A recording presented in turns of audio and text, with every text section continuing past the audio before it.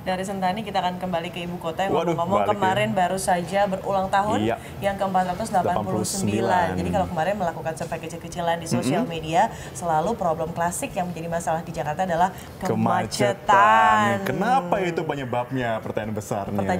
Pertanyaan terbesar itu dan juga solusinya seperti apa dan juga gambaran bagaimana kemacetan di ibu kota yang membuat Anda stres. Jadi berpikir dua kali kayaknya ya kalau mau hijrah ke ibu kota, mungkin ada kota-kota lainnya. Akan kami hadirkan sebagai penutup di Selamat Pagi Indonesia edisi 23 Juni 2016. Saya Widya Saputra. Saya Marvin Sulistyo. Pemirsa, kita ketemu lagi besok di jam yang sama. Sampai jumpa.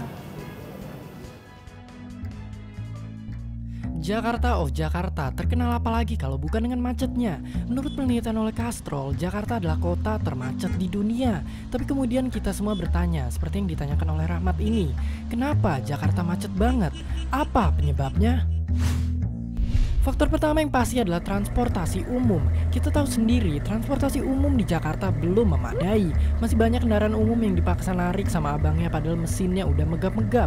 Kemudian selain itu, faktor keamanan dan kenyamanannya sendiri masih belum terjamin. Kita harus siap waspada kayak si Skamling.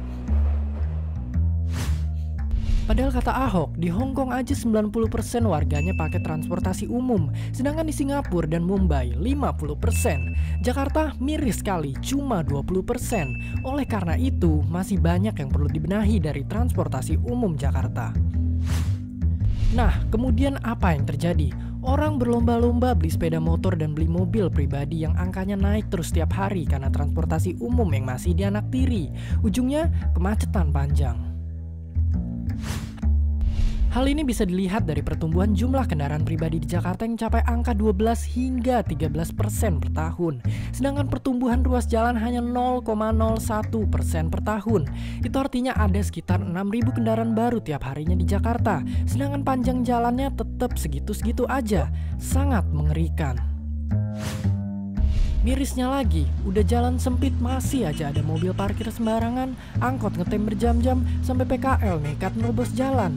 Ini artinya Satpol PP masih punya banyak kerjaan. Tak hanya itu saja, kemacetan pun dikontribusikan oleh daerah sanggahan Jakarta, Bodetabek. Pada tahun 2014, BPS mencatat ada 2,4 juta orang dari Bodetabek yang menjadi komuter ke Jakarta. Itu artinya meskipun udah sumpek, Jakarta pun masih perlu menahan serbuan dari berbagai penjuru arah yang pastinya bikin tambah macet tiap harinya. Tapi bukan salah mereka untuk mencari mata pencaharian ke Jakarta. Salah kita sendiri, kita terlalu membangun apa-apanya semuanya ada di Jakarta. Akhirnya semuanya... Kebijakan mobil murah di bawah harga 100 juta rupiah sedang digodok oleh pemerintah. Sejumlah produsen mobil juga sudah ancang-ancang mengeluarkan produk mobil murahnya. Ya, tentunya kabar ini adalah kabar yang sangat menggembirakan. Namun di sisi lain munculnya produk mobil murah ini menjadi bumerang bagi lalu lintas di Jakarta. Wajah lalu lintas Jakarta identik dengan satu kata, yaitu macet.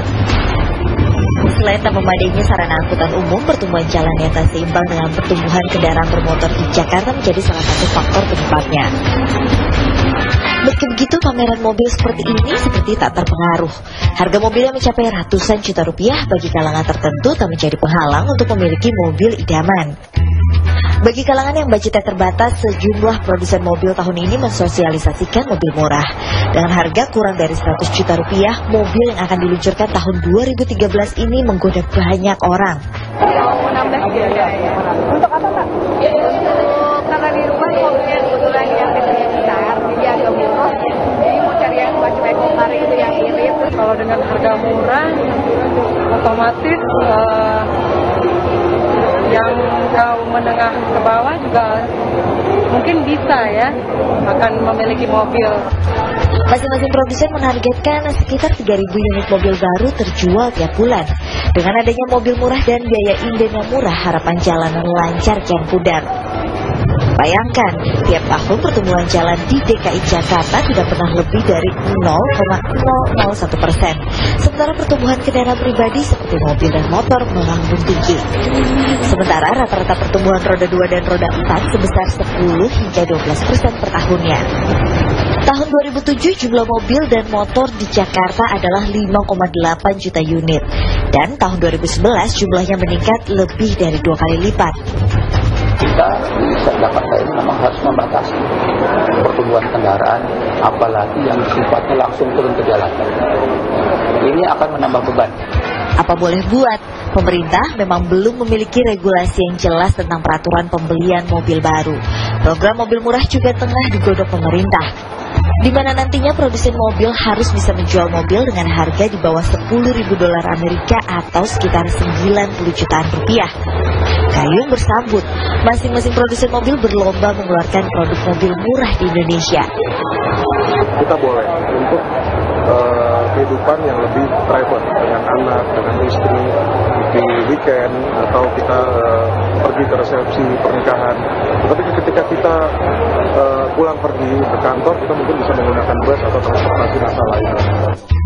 Kabar gembira bagi yang ingin mendapatkan mobil baru dengan harga terjangkau, tapi bisa jadi mimpi buruk bagi tiap pengguna jalan jika pemilik mobil tak bijak menggunakan kendaraan pribadinya. Ya pasti kan namanya 100 juta itu kan tawaran menarik ya. Pasti mungkin banyak yang beli ya. Mungkin tambah macet Jakarta ya. Lagi booming mobil murah sekali di bawah harga 100 juta, menurut saya itu akan menambah kemacetan. Padahal dampak kemacetan tak main-main. Makin tinggi jumlah kendaraan, maka potensi tingkat kecelakaan di jalan raya akan semakin tinggi pula. Sementara kerugian ekonomi mencapai 5,5 triliun rupiah per tahun. Kualitas udara yang buruk menyebabkan kerugian sebesar 2,8 triliun rupiah per tahun. Angkutan massal yang memadai sangat diperlukan untuk meminimalisir kemacetan di ibu kota. Dengan begitu, warga tak perlu lagi menggunakan kendaraan pribadinya karena sudah terangkut dengan moda transportasi umum yang nyaman. Untuk kendaraan melintasi jalanan ibu kota pada jam-jam sibuk seperti berangkat atau pulang kantor seperti ini, jangan harap bisa berkendara secara leluasa karena melaju dengan kecepatan rata-rata 20 km per jam saja sudah sangat beruntung. Bagaimanakah wajah jalanan ibu kota negara ini pada 1, 2, 3 atau 10 hingga 20 tahun ke depan jika persoalan macet yang sangat multi kompleks dan komprehensif ini tidak segera menemukan solusinya? Bella Trixianit, Abdi Budi Mulia, Reza Ramadan, Jakarta.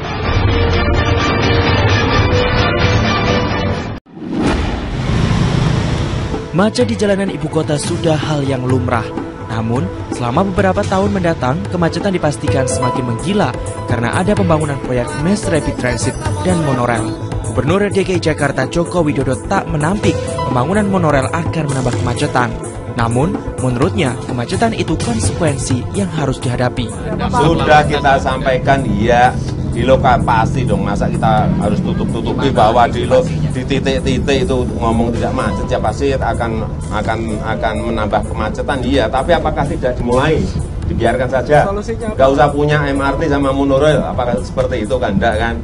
Ini konsekuensi dari keterlambatan kita membangun monorail dan MRT, harusnya 20 tahun yang lalu sudah. Jokowi meresmikan pembangunan kembali proyek monorail di Rasuna Said Rabu 16 Oktober 2013. Proyek ini sebenarnya mulai dikerjakan pada era Gubernur Sutioso. Namun, proyek ini mangkrak hingga diresmikan kembali pembangunannya oleh Jokowi.